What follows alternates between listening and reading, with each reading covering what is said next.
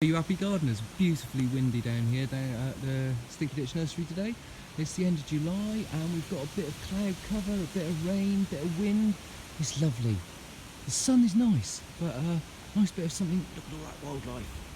Teeming. And a few things that are in flower this time of year we've got down here. We've got our hibiscus. I'm going to get these online soon now I've worked out how to grow them. They've been a bit of a monkey, but I'm getting there with them. And of course we've got the lovely agapanthus. They've done very well this year. I've just about sussed it out to grow these things. Whenever I say that, something goes terribly wrong. But yeah, they're beautiful, aren't they? Absolutely beautiful. Quite a tropical plant. And in the south of England, they're all right. They're hardy outside as long as you've got, you know, the right variety. And rudbeckia. If you want a lovely yellow bit of a plant in your garden in late summer, look at it. It's got a bee on one. Just shows you how that's the wildlife loves them all. Here he is, hopping from one to the other. And these are lovely. These rudbeckia, they're the perennial types. So they come back every year, turn into a lovely clump, and you don't have to do anything to them. This is the best way to garden. Let nature do it all, and you take all the credit. And we've got our cyclamens. Cyclamen are just starting to pop. If you've got these in your garden, cyclamen hedifolium, they will start to flower about now. End of July, start of August. And as you can see, got lots there. That one's already gone over. Look, we've already got a seed pod forming. The cycle is returning. And I'm still collecting seeds. But yes, here's our cyclamen. And these things, they'll leaf up enormously. Once the flowers have come, the leaves will come out and they'll turn into good bushes, about sort of, you know, 12 inches around, something like that.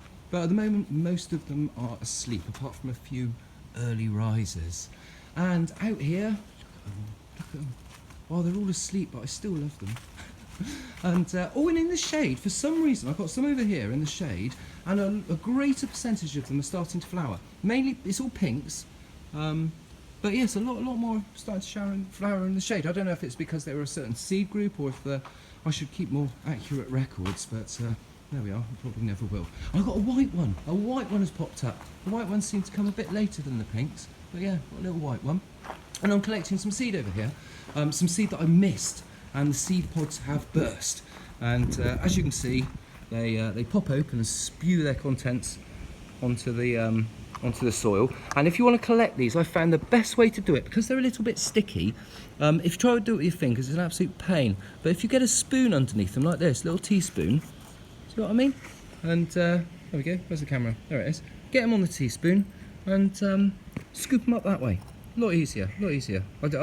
It's almost impossible to do this with the camera in one hand and the spoon in the other. I just haven't got the coordination. So you get the idea. And hydrangeas. I still haven't sussed out how to grow these things. They're wonderful. Massive bunches of flowers on them. And these are from cuttings I did a few years ago. I've left them too much in the shade this year, I think, because they've gone a bit leggy and the flowers are a bit too...